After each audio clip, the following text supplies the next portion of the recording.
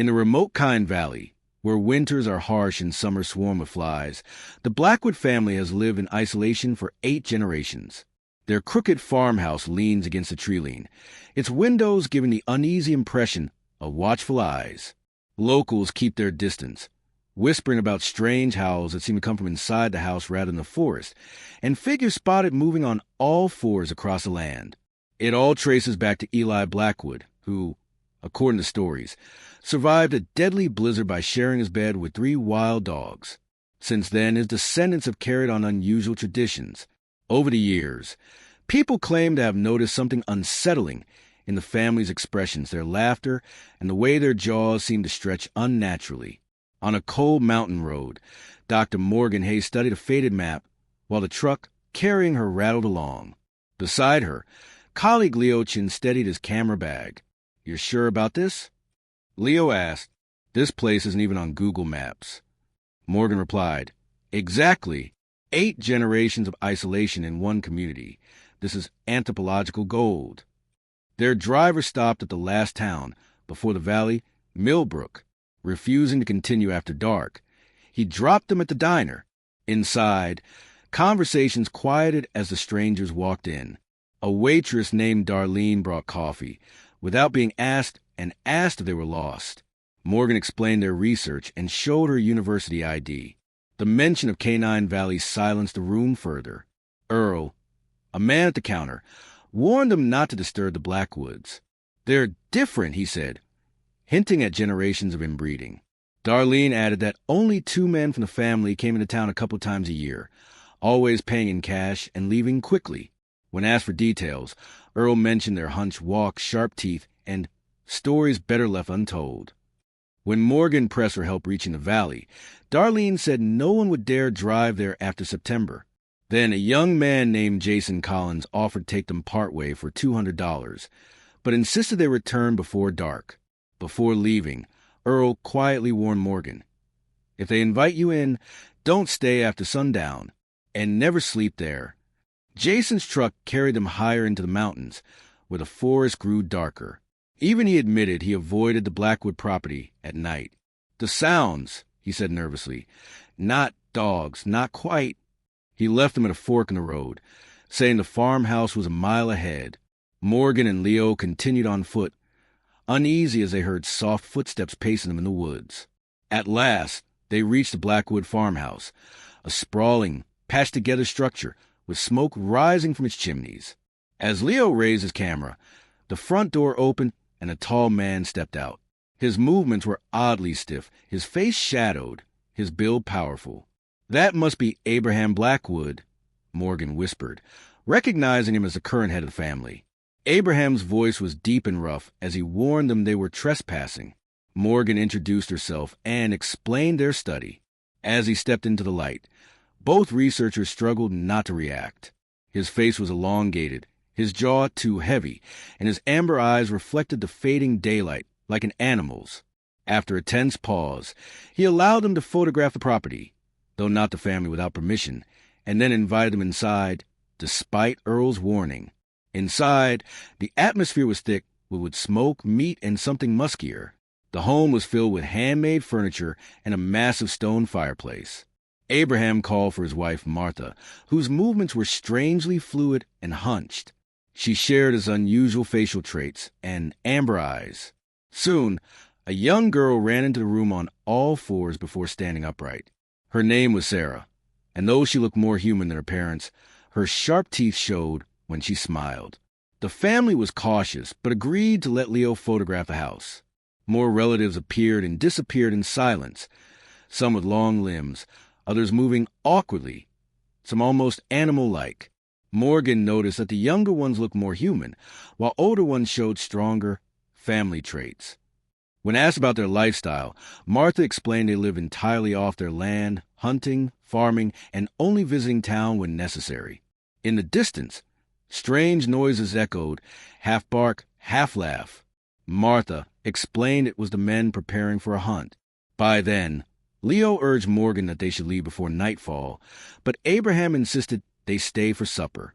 As rain and thunder rolled in, leaving was no longer an option. Dinner was held in a long dining room around a huge oak table. The venison served was undercooked, blood pooling on the plates. The family tore at it with sharp teeth, barely using utensils. The researchers ate cautiously while observing. Conversation revealed hints about the family's past, how they were called names by outsiders, how their traditions with dogs were more than companionship. Abraham spoke of a deep bond formed generations ago, a bond that blurred the line between human and canine. Morgan realized that what she was seeing was no ordinary family tradition, but something carried in their blood. Abraham called it evolution. As the meal continued, Sarah slipped away and beckoned to Morgan, hinting at secrets hidden beyond the dining room. Later, Abraham showed them the family's journals, preserved through generations. Morgan read the earliest entries by Eli Blackwood, describing how 3 strange dogs saved him during a storm and eventually became part of his life. Over time, he and his descendants showed physical changes, sharper senses, elongated jaws, and traits passed to children and even wives who joined the family. When Morgan questioned Abraham about medical help, he dismissed it as madness to outsiders. Instead, he insisted it was evolution, perhaps something transferred from the original dogs to Eli himself. A howl echoed to the house as Abraham abruptly ended the discussion and had Martha show them to their room. The guest room was sparse, with 1 bed and no lock on the door. Morgan set up a recorder just in case, while Leo reviewed photographs showing even clearer evidence of transformation in the family's features. As the storm battered the house, both knew they were trapped for the night among people who were no longer entirely human. Leo finished checking his photos. Have you noticed the kids look mostly normal, but the adults show stronger features? It's like the changes appear with age. Morgan thought of Sarah, the little girl who had signaled to her at dinner. Or maybe it starts at puberty, she suggested. That would mean something triggers it. A sudden sound outside their door silenced them. Nails clicked on the wooden floor like a large dog passing, but the steps were mixed with the heavier stride of someone walking upright. Or something caught between the two. The footsteps stopped at their door. A shadow moved on a gap, followed by sniffing sounds. Morgan held her breath until the presence finally moved on. What was that? Leo whispered. I don't know, Morgan admitted, but I'm starting to think the stories about this family might be true. As the night dragged on, the noises inside the house grew worse. Howls echoed from below, neither fully human nor fully animal. Somewhere nearby, claws scraped across wood. Voices drifted through the hall, a strange mix of English and guttural sounds like barking woven together. Leo dozed off restlessly until Morgan shook him awake around 2 a.m. Listen. A steady thumping came from somewhere below, followed by what sounded like barking laughter. Leo reached for his phone. We need to call someone. Morgan shook her head. No signal, and the storm still raging. Then we leave first thing in the morning, Leo said. Morgan looked at him intently. Leo, this family isn't just isolated. They've developed canine traits. We need evidence. He stared at her, incredulous. Evidence? Abraham practically admitted they've been mixing with dogs for generations. Not mixing, Morgan corrected. Living alongside something, maybe a virus or infection that changes genes. That would explain the saliva link. It's completely new science. Scratching at the door cut off their argument. This time it was small, deliberate, like a child's fingernails. Morgan quietly slid the chair away and opened the door a crack. Sarah crouched in the hallway, her amber eyes catching the dim light.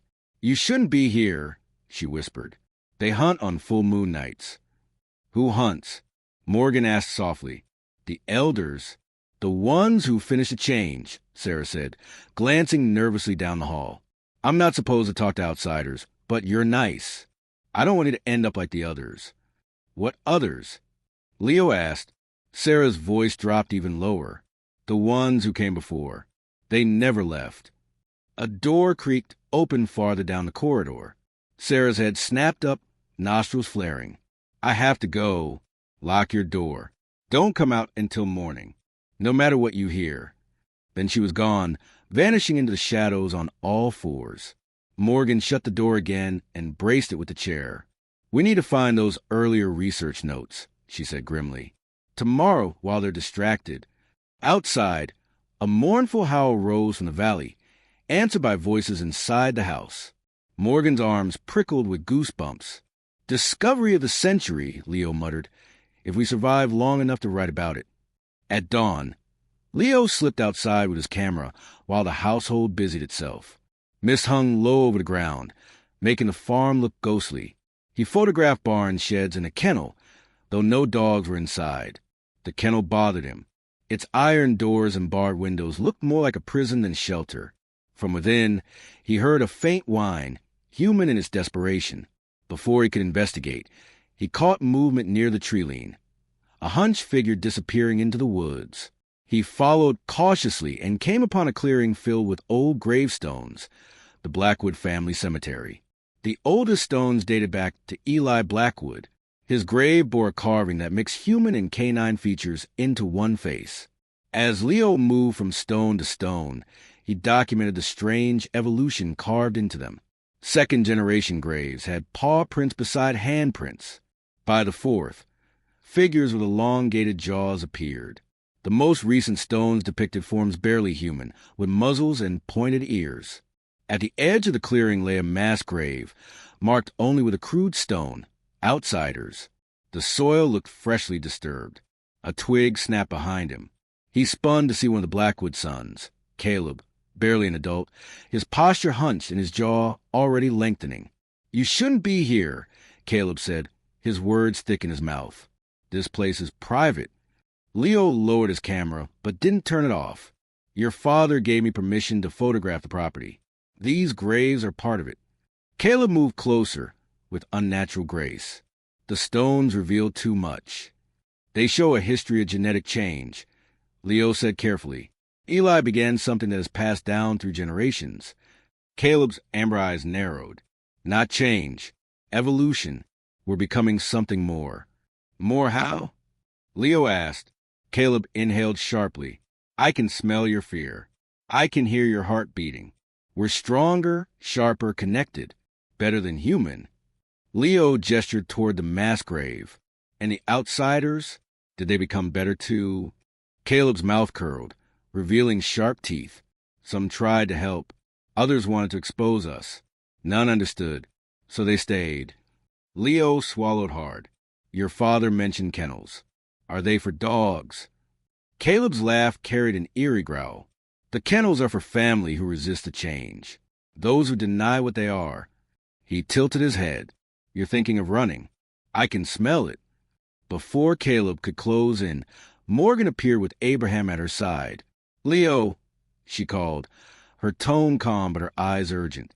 "Abraham's offered to show us the barn." Abraham's hand tightened on Caleb's shoulder like a warning. "The cemetery is private," he said coolly. "Delete the photos before you leave." Back at the house, Morgan pulled Leo aside. "I found Sarah's drawings," she whispered. "The changes get worse each generation. She told me they killed a doctor who came here." Leo nodded grimly.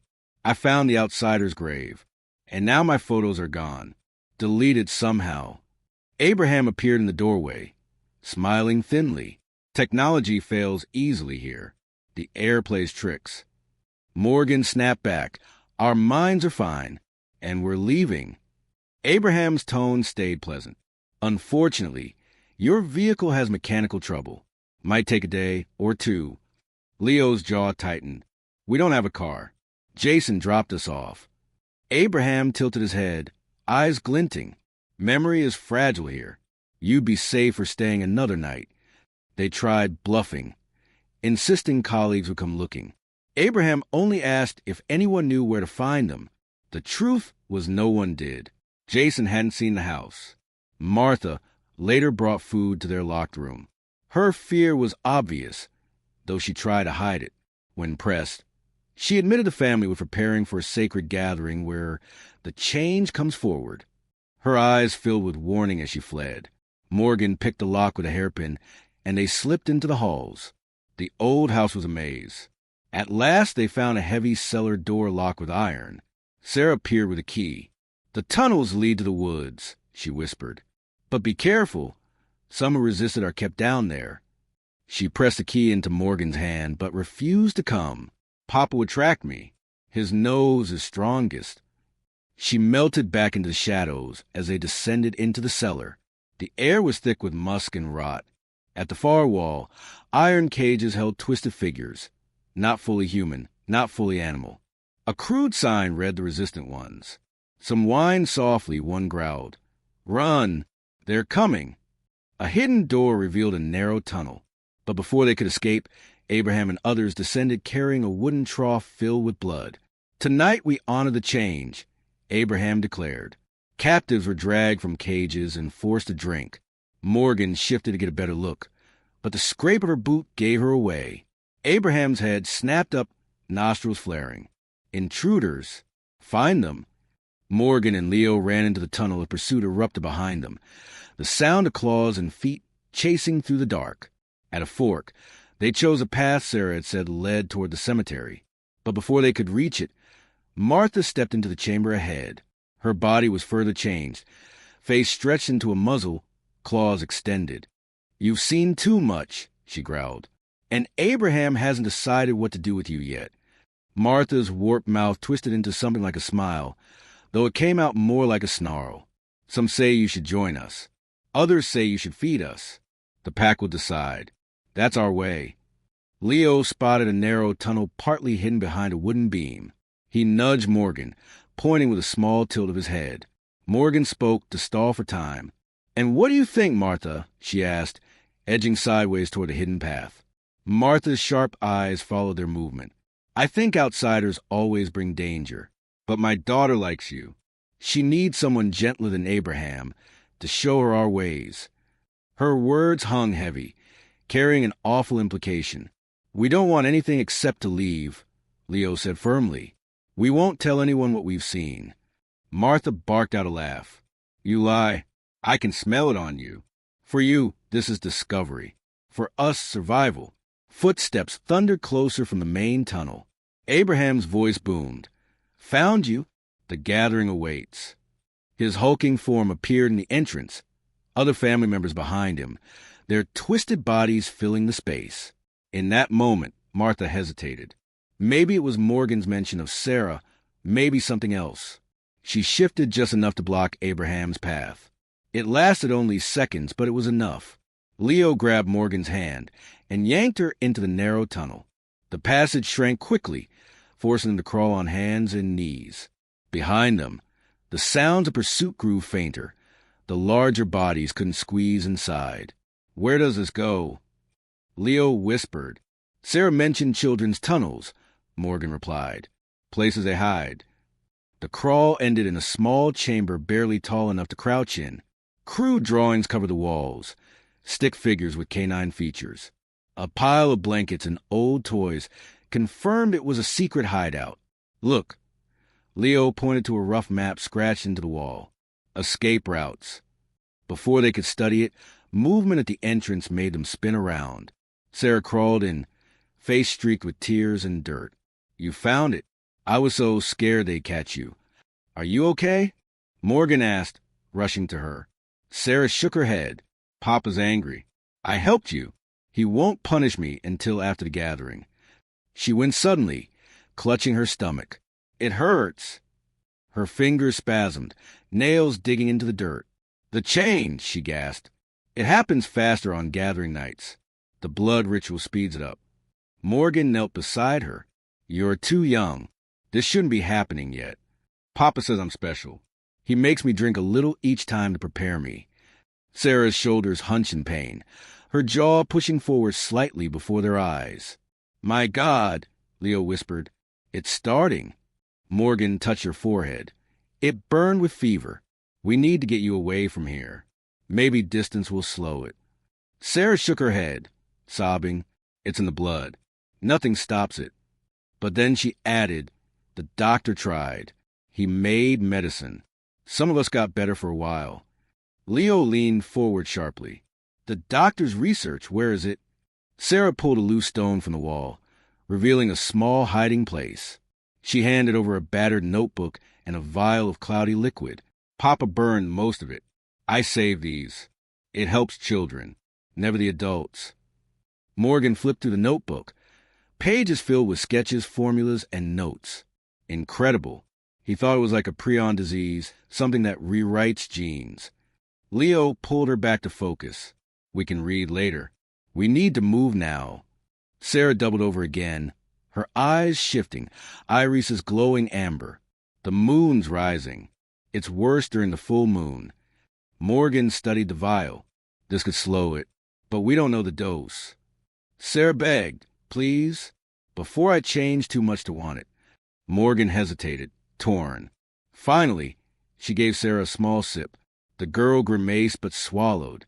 Almost immediately, her trembling eased. Better, Sarah whispered. For now. Then we keep moving, Morgan said, pocketing the vial and notebook. Sarah pointed to another tunnel. That way, it comes out in the woods. As they crawled upward, Abraham's distorted voice echoed to the tunnels, calling Sarah's name. She trembled but urged him onward. Hurry, while I can still help. They emerged inside the hollow base of a huge oak tree. The forest outside was silent, unnervingly so. Sarah listened with her sharpened senses. This way, to the stream. It will hide our scent. They ran through the moonlit woods, Sarah moving sometimes upright, sometimes on all fours with startling speed. The howls of the hunting party grew closer.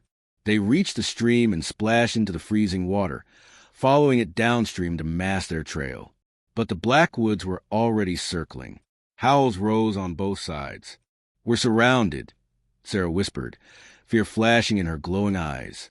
From the trees, Abraham emerged, almost fully changed, his body massive and hunched, face stretched into a muzzle. Behind him came Martha, Caleb, and others, all in advanced forms. Family stays with pack, Abraham growled, his words broken by his beast-like throat. Outsiders become prey or become pack. Morgan stepped in front of Sarah. She's a child. This will kill her. Abraham's head swung toward her. Not kill, transform. Perfect evolution. It's a disease, Leo snapped, gripping a heavy branch from the stream. Not disease, Abraham rumbled, stepping closer. Ascension. They close in, forming a semicircle. Martha's glowing eyes fixed on her daughter. Sarah, she whined. Come. No, Sarah cried, clinging to Morgan. I don't want this. Abraham roared and lunged. Leo swung the branch, striking him hard, but Abraham barely staggered and snapped the wood in his jaws. Run. Leo yelled, shoving Morgan and Sarah toward a gap. They bolted. Behind them came the crash of pursuit, and Leo's shout of pain as the pack dragged him down. Go, he screamed. Morgan pulled Sarah on, tears stinging her eyes.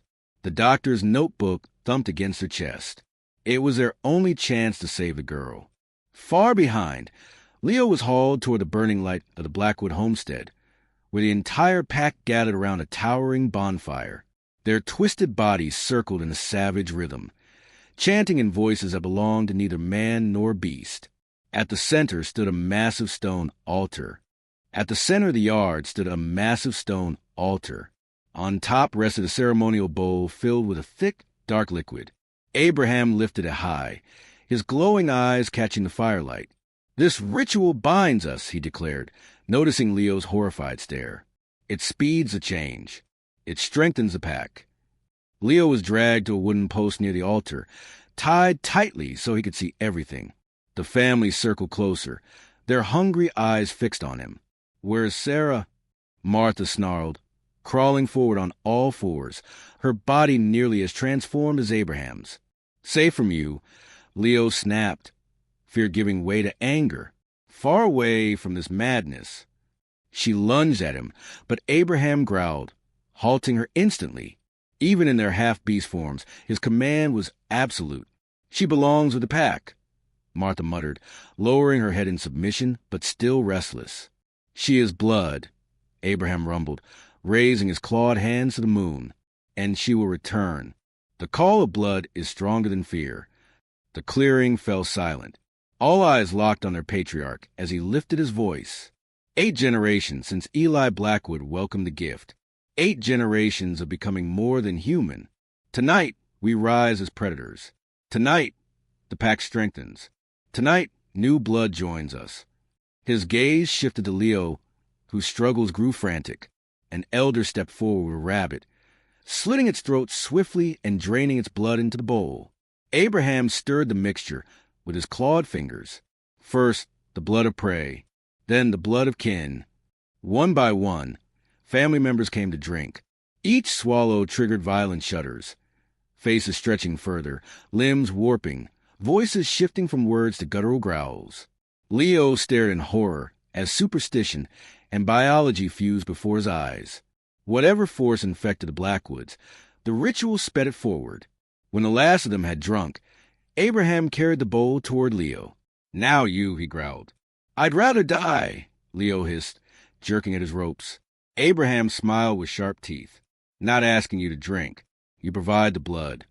He set the bowl down and lifted a knife.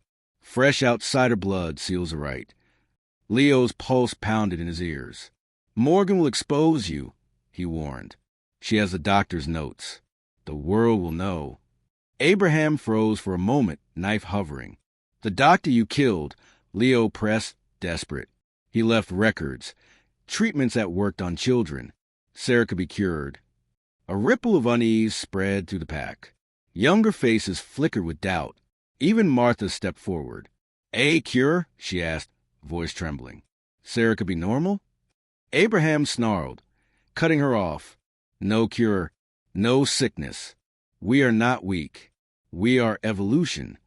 His voice rose, silencing most of the pack, but some still looked uncertain. "Find the woman," Abraham roared suddenly. "Find the child. Bring them here. After the outsider bleeds." He raised a knife when a shout broke through the crowd. Two family members shoved a struggling figure into the firelight. Jacob, Caleb's brother, thrown down before the altar. "Traitor," Abraham growled. "You help outsiders?" Jacob, half transformed, glared up defiantly. "This isn't who we're meant to be." The doctor was right. His medicine was helping. Abraham's massive hand wrapped around his son's throat.